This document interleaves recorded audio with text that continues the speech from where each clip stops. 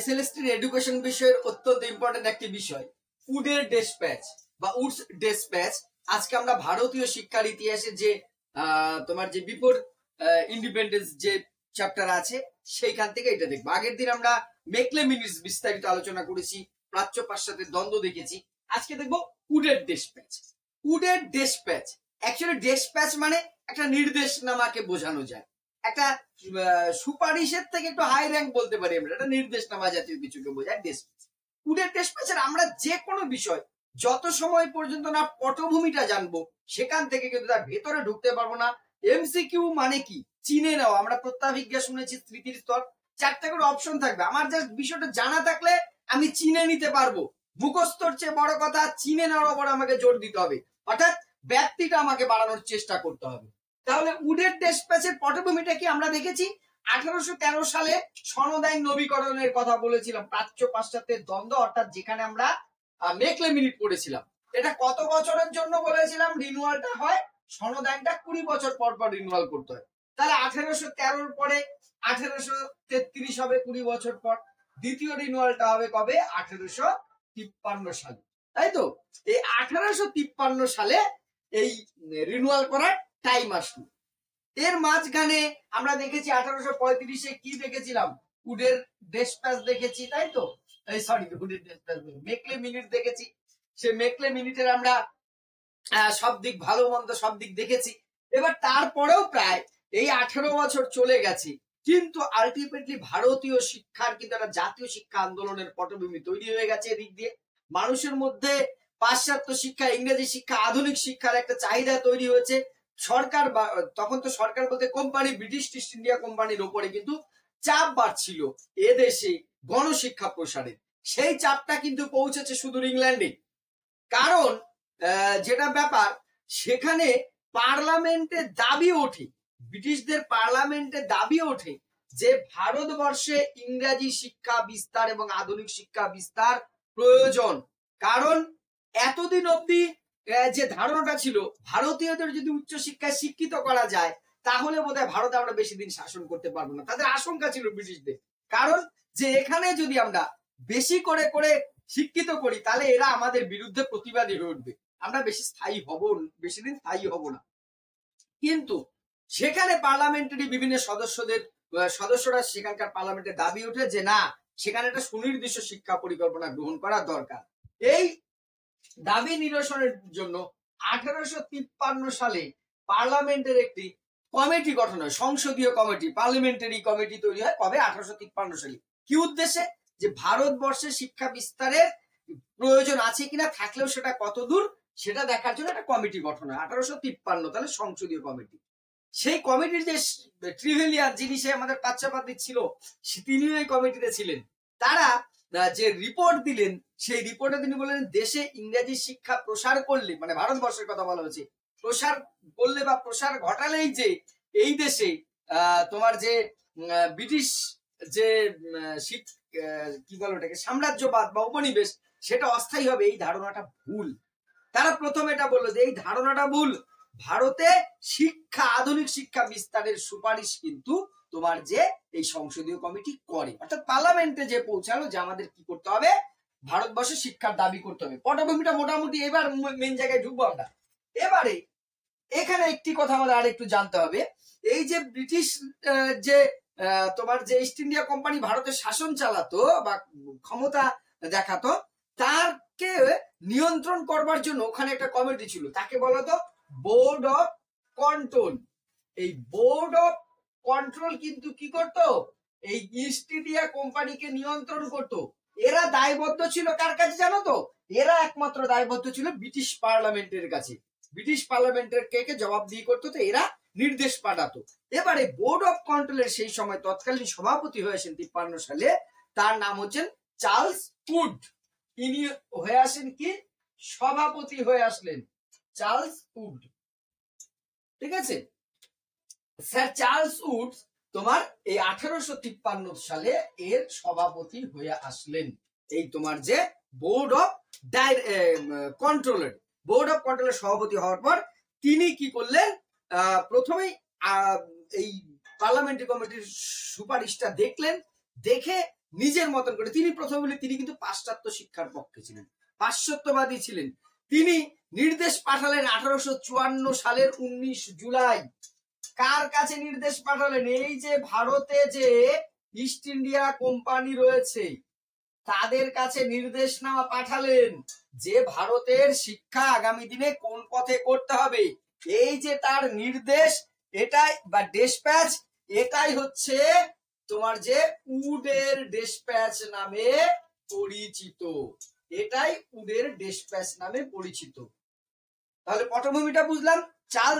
তোমার যে Charles would কি করলো, বোর্ড অফ কন্ট্রোলের সভাপতি হয়ে আসার পর এই যে তার আগে পার্লামেন্টারি যে কমিটি গঠিত হয়েছিল তার রিপোর্টটা তিনি নিলেন। সেটা দেখে তাদের মতামতকে অনেকটাই প্রাধান্য দিয়ে নিজের মতন করে তিনি কি করলেন, একটি নির্দেশনামা পাঠালেন ভারতের যে ইস্ট ইন্ডিয়া কোম্পানির কর্মকর্তা আছে তাদের কাছে। কবে?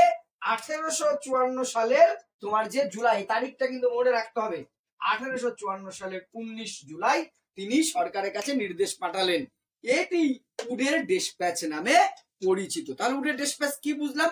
যে আগামী দিনে ভারতবর্ষের শিক্ষা কেমন হবে, কোন পথে চলবে, সে বিষয়ে বিস্তারিত আলোচনা করবার জন্যই যে একটি নির্দেশনামা পাঠালেন তোমার যে মিস্টার উড সাহেব, বোর্ড অফ কন্ট্রোলের সভাপতি, তার সেই নির্দেশনামাটাই হচ্ছে কি উডের ডেসপ্যাচ নামে পরিচিত। এইবার এই উডের ডেসপ্যাচের মূল সুপারিশগুলো একটা একটা করে আমরা দেখলে বুঝবো।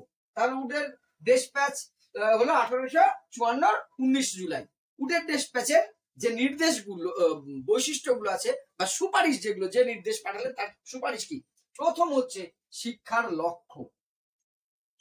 যে ভারতবর্ষে যে ইস্ট ইন্ডিয়া কোম্পানি শিক্ষা বিস্তার করবে তার লক্ষ্য কি হবে, এইটা কিন্তু উড সাহেব বিস্তারিত বললেন।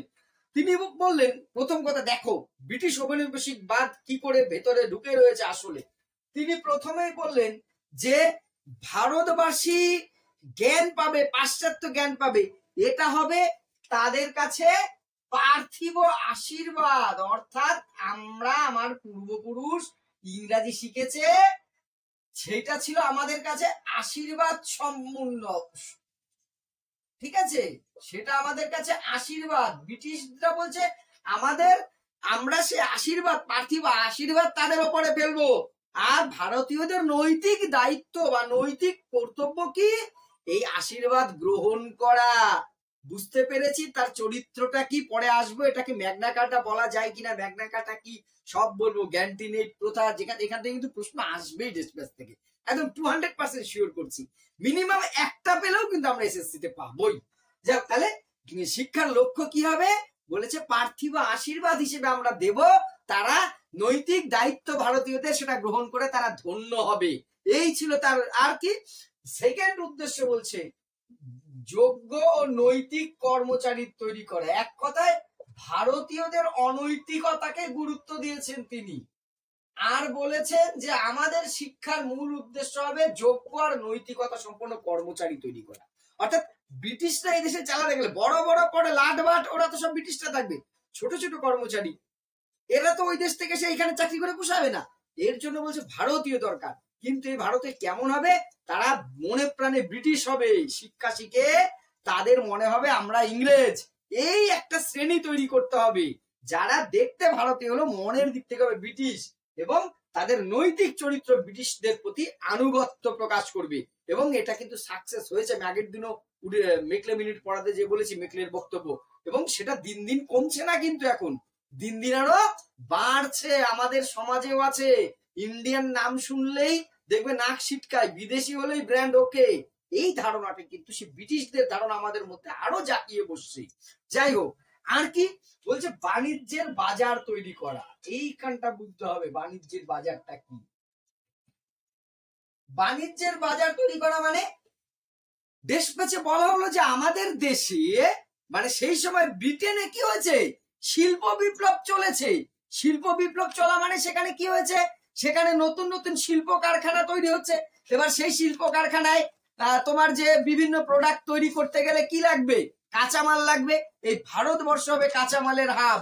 এখান থেকে কাঁচামাল যাবে, সেই কাঁচামাল যাতে সঠিকভাবে উৎপাদন হয়। শুধু তাই নয়, নীল চাষের ঘটনা আমরা শুনেছি, শুধু তাই নয়, এবার ওখানে যে প্রোডাক্টটা তৈরি হচ্ছে, ভারতের এত বড় বাজার, এই বাজারে এটা বিক্রি করতে হবে। এবার ভারতীয়রা তো ইউরোপীয় জিনিস কিনতো না, বলছে এই যে শিক্ষিত লোকটা হবে এরা ভারতীয় পণ্য বয়কট করবে, এরা ওই ব্রিটিশটাকে ভালো ভাববে, যেটা আমাদের মধ্যে এখনো আছে, 90% লোকের মধ্যে আছে। আমরা সফল হয়েছে ব্রিটিশরা, এই জন্য এতদিন ছিল। আমরা একই সাথে দেখো made in India, made in France, made in England, কি আছে উপাদান আমরা কিচ্ছু দেখবো না, আরে ফ্রান্স মানে আরে ইংল্যান্ডের মানে এটা ভালো হবেই, পচা ধচা যাই দিক না কেন সেটা ভালো হবে, এটা আয়ুর্বেদিক ইন্ডিয়ান তৈরি অমুক ইন্ডিয়ান। এই যে এই ধারণাটা সব ইন্ডিয়ান ভালো সব ইউরোপিয়ান খারাপ প্রোডাক্ট, সেটা আমি বলছি না, কিন্তু আমরা সে তুলনা করার আমাদের ইচ্ছা চাহিদা নেই, সেটা ব্রিটিশটা তৈরি করেছে। বাণিজ্যের বাজারটা তৈরি করতে হবে। এই যে নব্য শিক্ষিত মানুষ হবে তারা ব্রিটিশ প্রোডাক্ট, ব্রিটিশ জিনিস প্রতি কি হবে, আগ্রহী হবে, এইটার কথা বলেছি। তাহলে এরপরে হচ্ছে কি, শিক্ষার লক্ষ্যের পরে যে বিষয়টা আছে পাঠ্যক্রম বা বিষয়বস্তু, এটাও স্থির করে দিলেন উড সাহেব, যে আমাদের এই ভারতবর্ষে যে ব্রিটিশরা শিক্ষা বিস্তার করবে তার বিষয়বস্তু কি শেখানো হবে সেটাও ঠিক করলেন। প্রথমে বলেন যে প্রাচ্য এবং পাশ্চাত্যের যে দ্বন্দ্ব, তোমার যে মেকলে মিনিটের মধ্যে সমাধান হলেও তলে তলে সেটা চলছিলই, বলছে এটা স্থায়ী সমাধান দরকার, প্রাচ্য পাশ্চাত্যের দ্বন্দ্বের স্থায়ী সমাধান করা দরকার। এবং তিনি পাশ্চাত্য শিক্ষার সমর্থক ছিলেন, কিন্তু প্রাচ্য বিদ্যা সম্পর্কে মেকলে সাহেবের মতন কদর্য উক্তি করেননি। তিনি পাশ্চাত্য বিদ্যা অর্থাৎ ইউরোপীয় জ্ঞান বিজ্ঞানের পক্ষে থাকলেও ভারতীয় যে প্রচলিত প্রাচীনপন্থী প্রাচীন শিক্ষা জ্ঞান তার বিপক্ষে বা বিরুদ্ধে কোনো অশ্লীল বা কদর্য উক্তি তিনি কিন্তু করেনি। তিনি চেয়েছেন ইউরোপীয় জ্ঞান বিজ্ঞান শিক্ষাতে হবে, ভারতীয় জ্ঞান বিজ্ঞানের যে বিষয়গুলো ভালো দিক আছে সেগুলোকে ইংরেজিতে অনুবাদ করে শিক্ষা দেওয়া হবে, আবার প্রয়োজনে ইউরোপীয় জ্ঞান বিজ্ঞানের যে বিষয়গুলো আছে সেগুলো ভারতীয় ভাষায় অনুমোদন, তোমার যেগুলো করা সম্ভব সেগুলো ট্রান্সলেট করে এতে অনুবাদ করে শিক্ষা দিতে হবে, এই জিনিসটা বলেছেন। এরপরে যেটা আসছে 3 নম্বর, ভাষা মাধ্যম। ভাষা মাধ্যম মানে শিক্ষার মিডিয়াম কি হবে, কি ভাষায়, এইখানটা খুব ইম্পর্টেন্ট। তিনি ইউরোপীয় পন্থী হয়েও মানে পাশ্চাত্যবাদী হয়েও কিন্তু তিনি কি বলেছেন, প্রাচীন ভারতীয় ভাষা এবং ইংরেজি ভাষা এই দুটোর মেলবন্ধন চেয়েছেন উড সাহেব। বিশেষ করে প্রাথমিক ও মাধ্যমিক স্তরে মাতৃভাষার গুরুত্বের কথা বলেছেন। তিনি বলেছেন প্রাথমিক আর মাধ্যমিক স্তরে, প্রাথমিকে সম্পূর্ণ এবং মাধ্যমিকে আংশিক কি হবে, মাতৃভাষা। আবার বাংলা ভাষার কিন্তু আমরা বুঝবো না, যার যেটা মাতৃভাষা, ভারতীয় যে সমস্ত ভাষা তখন ছিল সেটাই মাতৃভাষায় পাঠদান করা হবে। আর উচ্চ শিক্ষায় অবশ্যই ইংরেজি থাকবে এবং বিভিন্ন যে ইউরোপীয় জ্ঞান বিজ্ঞানের বই ভারতীয় বিভিন্ন ভাষায় অনুবাদের ব্যবস্থা করে এদেরকে নিজেদের ভাষায় শিক্ষা দেওয়া হবে। এইবার যেটা আসলো শিক্ষা বিভাগ স্থাপন, 3টে গেল। 4 নম্বরে খুব ইম্পর্টেন্ট, উডের ডেসপ্যাচ খুব গুরুত্বপূর্ণ আমাদের শিক্ষার ইতিহাসে এই দলিলটা। তারপর বলছে শিক্ষা বিভাগ স্থাপন। ডেসপ্যাচে বলা হলো যে ভারতে শিক্ষার উন্নতি করতে গেলে কিছু শিক্ষা বিভাগ স্থাপন করতে হবে, মানে এলাকা অনুযায়ী কতগুলো ডিপার্টমেন্ট হবে, ঠিক আছে। বাংলা, বোম্বাই, মাদ্রাজ, ইউপি, পাঞ্জাব। বাংলা, বোম্বাই, মাদ্রাজ, ইউপি মানে উত্তরপ্রদেশ, পাঞ্জাব, এই 5টি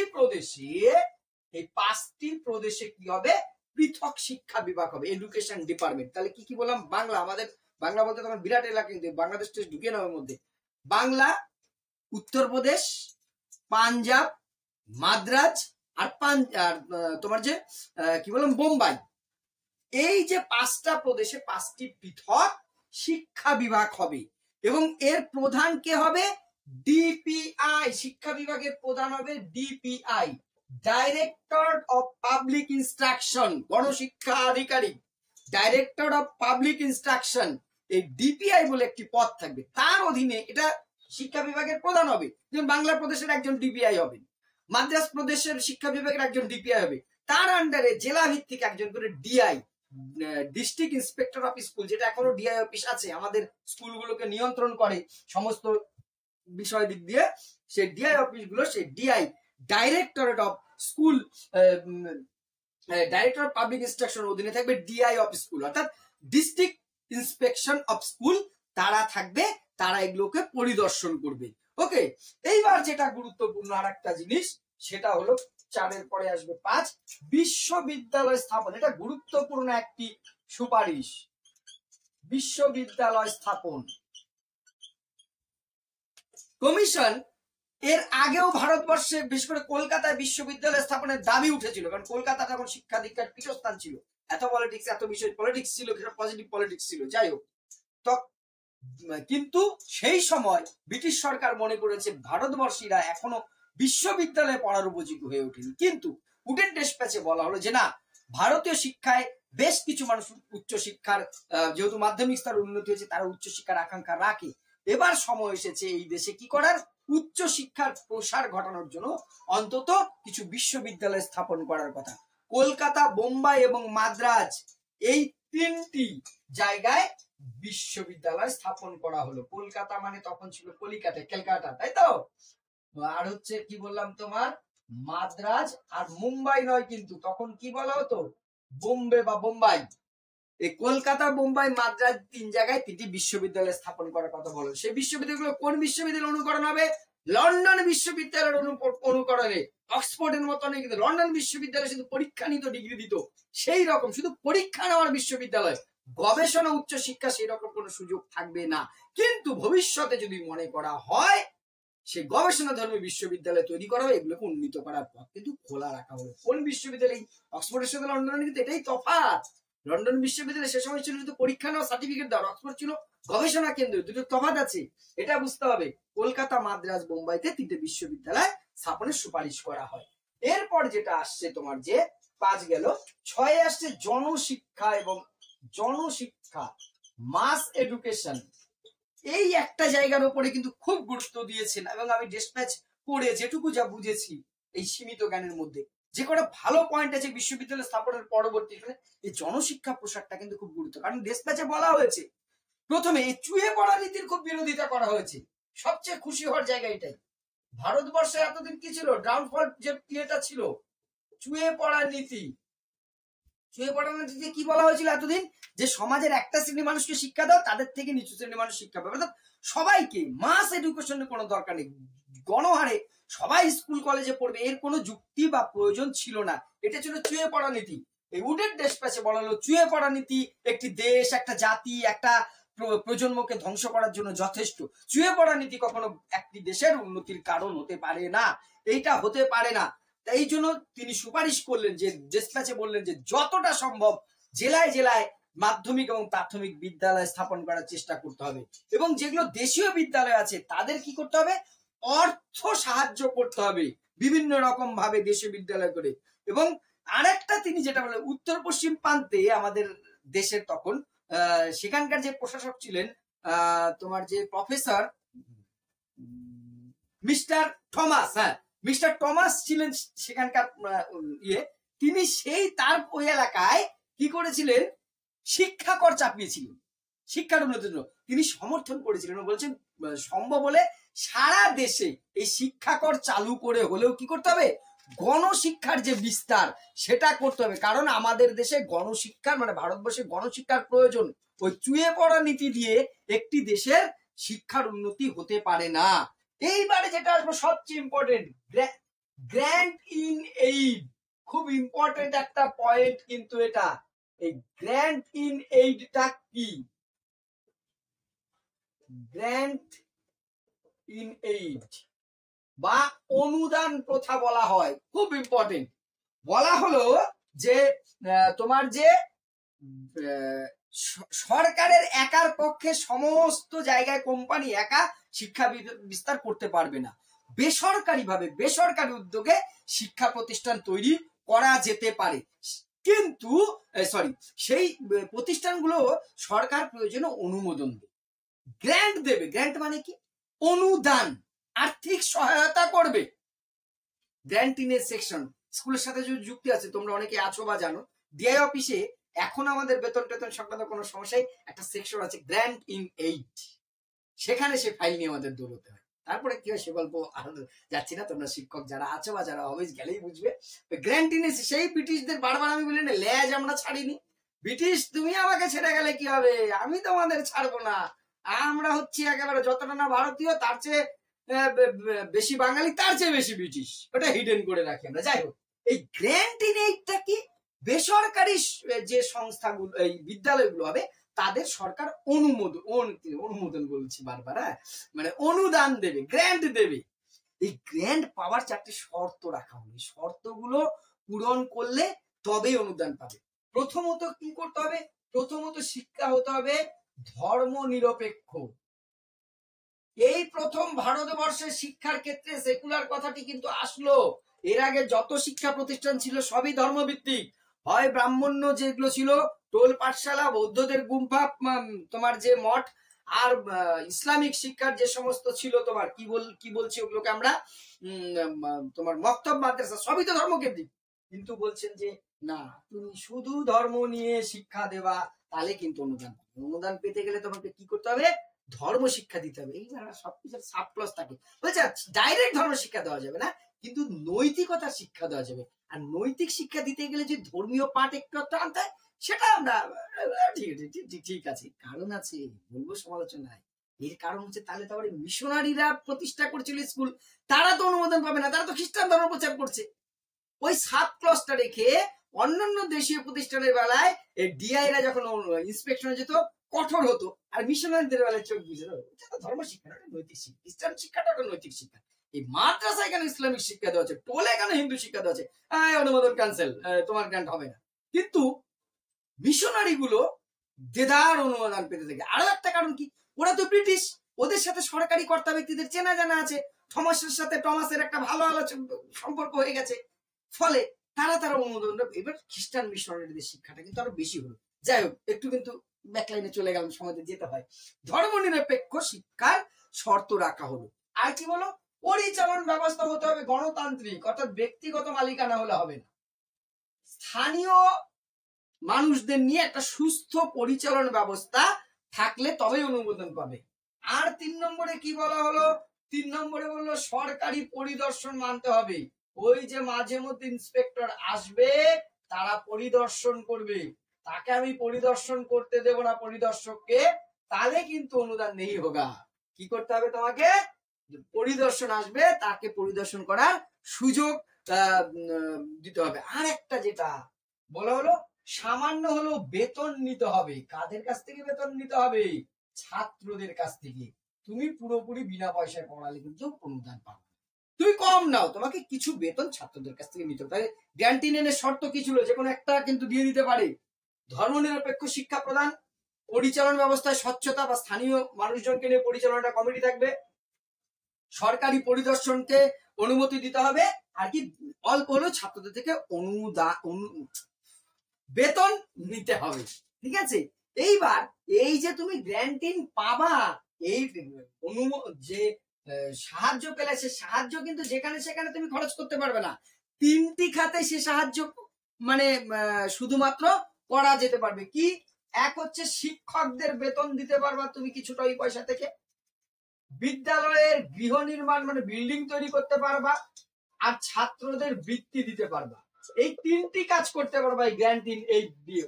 যে অনুদান সরকার দেবে তা দিয়ে একটা স্কুল কি করতে পারবে, এক হচ্ছে শিক্ষকদের বেতন দিতে পারবে, বিদ্যালয়ের গৃহ বা ভবন তৈরি করতে পারবে, আর কি ছাত্রদের বৃত্তি প্রদান করতে পারবে। এর বেশি কিন্তু এই টাকা দিয়ে অন্য কাজ করব তা কিন্তু তুমি পারবে না। এরপরে 7 নম্বর গেল। 8 নম্বরে যেটা আসবো, শিক্ষক শিক্ষণ। এইটা একটা খুব বড় দিকের কথা বলেছে, যে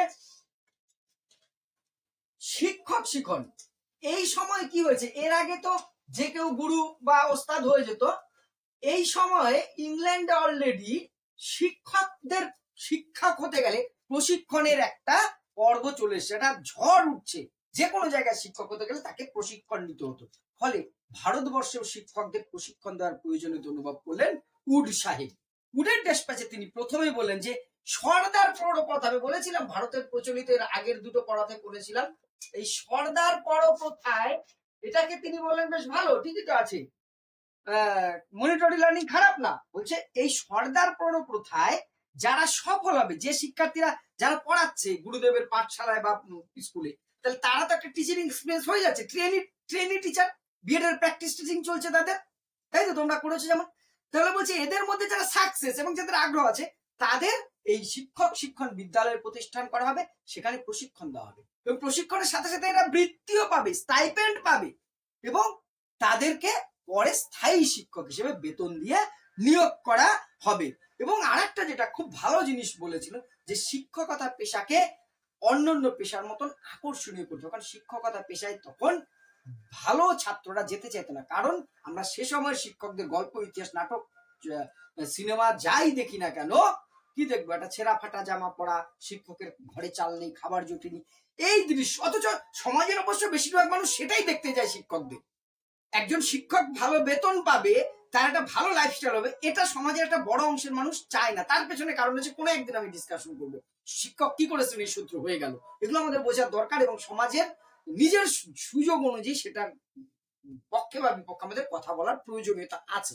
এই হচ্ছে শিক্ষা, শিক্ষণ সর্দার প্রথাকে কিন্তু সমর্থন করা হলো এবং তাদেরকেই টিচার বানিয়ে দেওয়ার চেষ্টা করলো। এরপরে যেটা আসলো 9 নম্বরে, বৃত্তি শিক্ষার ব্যবস্থা করার কথা বলা হলো। ভোকেশনাল এডুকেশন, এই বৃত্তি কিন্তু আবার স্টাইপেন্ড নয়। এই প্রথম কোন শিক্ষা কর্মসূচিতে বৃত্তি শিক্ষাকে যুক্ত করা হলো। বলা হলো উডের ডেসপ্যাচে যে আমাদের দেশের এই ভারতবর্ষে শুধুমাত্র তাত্ত্বিক শিক্ষা, জ্ঞান বিজ্ঞান, পাশ্চাত্য সাহিত্য, প্রাচ্য সাহিত্য এই নিয়ে পড়ে থাকলে হবে না, কি করতে হবে, এদের বৃত্তি শিক্ষামুখী করতে হবে। এই জন্য ডাক্তারি, ইঞ্জিনিয়ারিং বলো, এই তোমার যে আইন, এইসব বিষয়ের জন্য কি করতে হবে, প্রশিক্ষণ দিতে হবে। সাধারণ কলেজ বা বিশ্ববিদ্যালয় থেকে প্রথমে এগুলো চলবে, পরবর্তীকালে পৃথক বিভাগের জন্য তৈরি করার চিন্তা ভাবনা থাকবে। নেক্সট যেটা বলেছে তোমার যে 9 নম্বরে, 9 নম্বর তো বললাম, 10 নম্বরে নারী শিক্ষা। উডের ডেসপ্যাচে নারী শিক্ষার উপরে খুব গুরুত্ব দেওয়া হয়েছে। বলা হয়েছে যে এই যে এতদিন ধরে যে নারী শিক্ষা অবহেলিত রয়েছে, এটা একটি দেশ বা জাতির পক্ষে খুব খারাপ। এই জন্য পৃথক মহিলা বিদ্যালয় বা নারী শিক্ষা প্রতিষ্ঠান স্থাপন করার কথা বলা হলো। এবং আরো একটা পজিটিভ দিক যেটা বলছে, এই নারী শিক্ষাগুলো গ্র্যান্টিনেন্ট পাবে এবং এদের অনুদানের ক্ষেত্রে ছাড় দেওয়া থাকবে। অত কঠোর হবে না পরিদর্শকরা, তাদের নির্দেশ দেওয়া হবে যে নারী বিদ্যালয় যদি হয়, মহিলা বিদ্যালয়, গার্লস স্কুল হলে সেখানে সহজেই যাতে অনুদান পায় সেই ব্যবস্থাটা করবে। এবং এদের জন্য পৃথক পাঠ্যক্রম, যে নারী শিক্ষার জন্য পুরুষ ছেলেদের মতন একই পাঠ্যক্রম দরকার নেই। কারণ কি, নারী শিক্ষাকে নারীদের উপযোগী করে বলছে তাদের সৌন্দর্য, তাদের নৈতিকতা, চরিত্রকে আরো উন্নতি করা এবং প্রয়োজনে বাস্তববোধ, যে বিষয়টা নারীদের উপযোগী, পুষ্টিবিদ্যা, সংসার প্রতিপালন, এই ধরনের বিষয়, হাতের কাজ যদি তারা শেখানো, তাহলে মেয়েরা আকৃষ্ট হবে সেই শিক্ষার প্রতি, তারা যেতে চাইবে। ওই তত্ত্বজ্ঞানের থেকে প্র্যাকটিক্যাল জ্ঞানটা বেশি রাখতে হবে। এই জন্য পৃথক বিদ্যালয়, পৃথক পাঠ্যক্রম এবং অনুদানের ক্ষেত্রে কি করা হবে, গ্র্যান্টিনের ক্ষেত্রে নিয়ম কানুন শিথিল করা হবে। আর দুটো পয়েন্ট বলবো, 10 গেল। 11 নম্বরে যেটা আমরা বলবো, পাঠ্যপুস্তক। গ্র্যান্টিন এইডের পরে যেটা আসছে নারী শিক্ষা, তারপর পাঠ্যপুস্তক। উডের ডেসপ্যাচে বলা হলো এই দেশের শিক্ষার সঠিক বিস্তার করতে গেলে উপযুক্ত পাঠ্যপুস্তক আনতে হবে। উপযুক্ত পাঠ্যপুস্তক যদি না থাকে, তাহলে ইংরেজির যে সমস্ত পাঠ্যপুস্তক আছে সেগুলো দেশীয় ভাষায় অনুবাদ করতে হবে। এই সঠিক অনুবাদ করতে পারলেই শিক্ষা বিস্তার কিন্তু হবে। লাস্ট যেটা 12 নম্বর পয়েন্ট বললেন, সংখ্যালঘু শিক্ষা। সংখ্যালঘু বলতে, সংখ্যালঘু মানে কি, আমাদের মধ্যে একটা ধারণা জুটিয়ে ঘুরিয়ে দেওয়া, সংখ্যালঘু মানে যারা মুসলিমরাই সংখ্যালঘু, এই ধরনের একটা, যদি এখানে মুসলিমদের কথা বলেছে, অ্যাকচুয়ালি সংখ্যালঘু মানে কি আমরা যখন বুঝবো বা ছাত্রদের বোঝাবো যে শিক্ষক হিসেবে, যারা সংখ্যায় কম। ভারতবর্ষে ধর্মীয় ভাবে সংখ্যালঘু হতে পারে, ভাষাগত সংখ্যালঘু হতে পারে, লিঙ্গগত সংখ্যালঘু হতে পারে, যে যেখানে সংখ্যায় কম। তো এখানে সেই সময় মেনলি মুসলিমদের কথাই বলা হয়েছে, সংখ্যায় যেহেতু কম, কিন্তু সংখ্যাটা একেবারে কম নয় পৃথিবীর মধ্যে বা ভারতবর্ষের জনসংখ্যার বিচারে। বলা হলো সংখ্যালঘুদের যে সমস্ত প্রতিষ্ঠান আছে তারা মেন স্ট্রিম শিক্ষায় আসতে চাইছে না। কারণ আছে, দেখো ব্রিটিশরা আসার আগে ভারতবর্ষের শাসক মেন দিল্লির মসনদে কারা ছিল, মুঘলরা ছিল, তাদের হটিয়ে দিয়ে ব্রিটিশরা ঢুকেছে। অর্থাৎ মুসলিমদের রাগটা খুব বেশি ছিল এবং থাকাটাই স্বাভাবিক। তাদের যারা আলেমা উলেমা বা যারা সমাজের গণ্যমান্য ছিলেন, তারা কিন্তু সম্পূর্ণ সেই সময় ব্রিটিশ বিরোধী, ব্রিটিশ শিক্ষার, ইংরেজি শিক্ষার অংশগ্রহণই আমরা করবো না, এমন একটা ঘৃণার একটা বিষয় ছিল, থাকাটাই স্বাভাবিক। এবার সেখান থেকে উডের ডেসপ্যাচে বলা হয় যে এদের শিক্ষাকে আধুনিকীকরণ কি করে করা যায়, তাদের কি করে বৃত্তি প্রদান করা হয়, সেই সমস্ত নিয়েও কিন্তু একটা সুপারিশ করা হলো। এইবার আমরা দেখবো যে এই যে উডের ডেসপ্যাচ আমরা পড়লাম, এটা কতটা গুরুত্বপূর্ণ, এটাকে অনেকে ম্যাগনা কার্টার সাথে তুলনা করেছেন। কে বলেছেন ম্যাগনা কার্টার সাথে, সেটা এবার আসছি। অধ্যাপক এইচ.আর. জেমস, অধ্যাপক জেমস, এইচ.আর. জেমস, জেমস এই তোমার উডের ডেসপ্যাচকে ম্যাগনা কার্টার সাথে তুলনা করেছে। প্রথমত হচ্ছে ম্যাগনা কার্টা কি, এর সাথে ম্যাগনা কার্টা হচ্ছে 1815 সালে ব্রিটিশরা রাজতন্ত্র থেকে যখন গণতন্ত্রের দিকে আসছে, সেই সময় রাজার কাছের থেকে তোমার যে তাদের রাজা ছিলেন জন, তার কাছ থেকে একটা ঘোষণাপত্র পায় যে আমার দেশের নাগরিকরা এই অধিকার পাবে, তাদের এই অধিকার পাওয়ার যোগ্যতা আছে, তাদের এটা হচ্ছে কি মৌলিক অধিকারের মধ্যে পড়ে। সেইটা যে যার দ্বারা প্রকাশ হয় 1800 কত সালে বললাম, 1815 সালে, সেইটাকে বলা হয় ম্যাগনা কার্টা। 1815 সালে রাজা জনের কাছ থেকে ব্রিটিশরা একটা ঘোষণাপত্র পায়, ডিক্লারেশন, রাজা ডিক্লারেশন দেন যে এই অধিকার প্রত্যেকটা নাগরিক পাবে, সেটাকে বলে ম্যাগনা কার্টা নামে পরিচিত। বলছে এই যে উডের ডেসপ্যাচ, এর ফলে ভারতীয়রা ঠিক সেই অনুরূপ অধিকার পেল ব্রিটিশদের কাছ থেকে, অর্থাৎ এটাকে জেমস ম্যাগনা কার্টার সাথে তুলনা করেছেন। আদেও কি এটা ম্যাগনা কার্টার তাদের নাগরিক অধিকার সনদ আর তার সাথে একটা ঔপনিবেশিক চরিত্রের শিক্ষা, সেটার তুলনা করা যায়? কখনোই যায় না, এটা ম্যাগনা কার্টা বলা যায় না। কারণ কি, কারণ প্রথম হচ্ছে এটা জাতীয় শিক্ষার কোনো ভবিষ্যতের কথাই বলেনি এখানে। আমাদের শিক্ষার রূপরেখা কি হবে সেটা বলেছে? বলেনি। ভারতীয় যে সমস্ত জ্ঞান বিজ্ঞান কেন্দ্রগুলো, সেটা অনেক বেশি অবহেলিত হচ্ছে। উচ্চ শিক্ষা একটা মুষ্টিম শ্রেণীর মধ্যে সীমাবদ্ধ রাখার কথা বলা হয়েছে, মাত্র 3টে ইউনিভার্সিটি এত বড় দেশে, তাই তো। আর ওভারঅল যে শিক্ষার লক্ষ্যটাই রেখেছে এমন একটা ক্যারেক্টার তৈরি করা, যাতে দেখতে ভারতীয় হলেও যাদের অন্তরে ব্রিটিশ থাকবে, অর্থাৎ ঔপনিবেশিক চরিত্র থাকবে। শিক্ষাকে আশীর্বাদ হিসেবে মনে করা হয়েছে, আমাদের নৈতিক কর্তব্য হবে ওই শিক্ষা গ্রহণ করে আমরা ধন্য হব, এই যদি ক্যারেক্টার হয়, সেটাকে কখনোই ম্যাগনা কার্টা বলা যায় না। তাই এটা এগুলো ত্রুটি বা সমালোচনা। লাস্ট যেটা বলবো, এই উডের ডেসপ্যাচের কিছু গুরুত্ব আছে, কিছু ভালো দিকও কিন্তু আমরা আছে, সেইটা বলেই ক্লাসটা শেষ করবো। তাহলে এর গুরুত্ব কি, উডের ডেসপ্যাচের গুরুত্ব কি? প্রথম যদি আমরা দেখি উডের ডেসপ্যাচের গুরুত্ব, প্রথম হচ্ছে প্রথম ভারতবর্ষে একটা শিক্ষা নীতি ঘোষণা হলো। এর আগে যা হয়েছে সবই তোমার যে বিচ্ছিন্ন ভাবে যে যেমন পেরেছে করেছে, মাঝখানে তো 10 বছর 13 থেকে 23 কোনো কাজই হয়নি শিক্ষার। ফলে এই প্রথম আমরা দেখলাম একটি সুসংহত শিক্ষার নীতি ঘোষণা, যেখানে প্রাথমিক শিক্ষা, মাধ্যমিক শিক্ষা, উচ্চ শিক্ষা, তার পাঠ্যক্রম, তার ভাষা মাধ্যম, তার শিক্ষক শিক্ষণ, তার নারী শিক্ষা, তার সংখ্যালঘু শিক্ষা, পাঠ্যপুস্তক, সবকিছু যেটা কম্প্যাক্ট, এই যে বিষয়টা, তাহলে সুসংহত একটা শিক্ষা নীতি ভারতবর্ষ এই প্রথম পেল। তাহলে এটা অবশ্যই একটা গুরুত্ব। আর নেক্সট হচ্ছে কি দেখবো আমরা, এই প্রথম দেখলাম ব্রিটিশরা আমাদের ভারতীয় ভাষা বা মাতৃভাষাকে গুরুত্ব দিল। বলেছে প্রাথমিক ও মাধ্যমিকে কি হবে, মাতৃভাষা শিক্ষাদান হবে। এই প্রথম ভারতীয়রা কি পেল ব্রিটিশদের কাছ থেকে, তার মাতৃভাষার যে গুরুত্ব সেইটা কিন্তু অর্জন করলো। ভারতীয় ভাষার যে গুরুত্ব আছে, এতেও যে শিক্ষাদান করা যায়, যেটা মেকলে বলেছিলেন যে শিক্ষা দৈন্য, সেটা কিছু হবে না, সেটা যে করা যায়, সেটা কিন্তু এবারে বোঝা গেল। এইটা কিন্তু একটা বড় ব্যাপার। আর সবচেয়ে বড় কথা কি, চুয়ে পড়া নীতির সমালোচনা। কি বলেছে উডের ডেসপ্যাচে, চুয়ে পড়া নীতির সমালোচনা করেছে। তো বলা হচ্ছে চুয়ে পড়া নীতি হচ্ছে একটা দেশকে শেষ করা। এই চুয়ে পড়া নীতির সমালোচনা করা হয়েছে। ফলে এইটা তো আমরা চাইনি। সমাজে চুয়ে পড়া নীতি মানে কি, একটা শ্রেণী মাত্র শিক্ষা পাবে আর বাকিরা আঙুল চুষবে, তাদের থেকে আমাদের গায়ে এমনি শিক্ষা এসে পড়বে। এই জন্য কোভিড একজনের হলে সারা দেশ ছড়িয়ে পড়বে, উদ্ভট চিন্তাধারী চুয়ে পড়া নীতির কিন্তু প্রথম সমালোচনা করা হলো তোমার যে এই উডের ডেসপ্যাচে। আর কি দেখলাম আমরা, নারী শিক্ষার গুরুত্ব।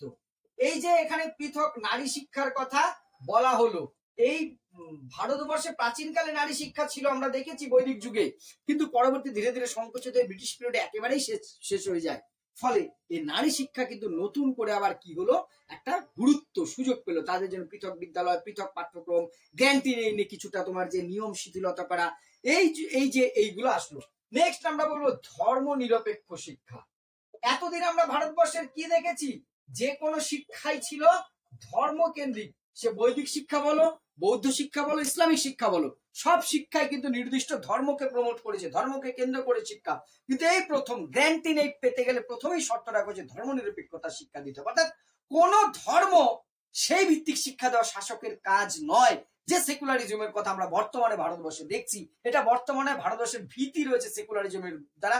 কারণ ভারতবর্ষে এমন কোনো ধর্ম নেই, তার ভাগ নেই যা ভারতবর্ষে পাওয়া যায় না। পৃথিবীর কোনো দেশে এত ধর্মীয় ভেদা মানে একসাথে বৈচিত্র্যময় অবস্থান সহাবস্থান নেই, আমাদের দেশে কিন্তু আছে। তারপরেও এই যে সেকুলারিজমের বীজটা শিক্ষার ক্ষেত্রে এটা কিন্তু বপন করা হলো এই উডের ডেস্ক প্যাচে। আর লাস্ট আর একটা বলবো, সেটা হচ্ছে বৃত্তি শিক্ষাকে গুরুত্ব। আমরা কি দেখলাম, প্রথম ভোকেশনাল এডুকেশনকে তোমার কিন্তু গুরুত্ব দেওয়া হচ্ছে, বা যে তোমার professional education, professional education, engineering, ডাক্তারি সহ বিভিন্ন বৃত্তিমূলক শিক্ষাকে একটা আলাদাভাবে প্রমোট করার কথা বলা হয়েছে, যেটা অপরাবিদ্যা হিসেবে সহপাঠ্যক্রম হিসেবে আগে দেখলেও সেভাবে করে আধুনিক শিক্ষা আমরা দেখছিলাম না মধ্যযুগে, সেটা নতুন করে একটা স্থান পেল উডের ডেস্ক প্যাচে। এটাও একটা ভালো দিক।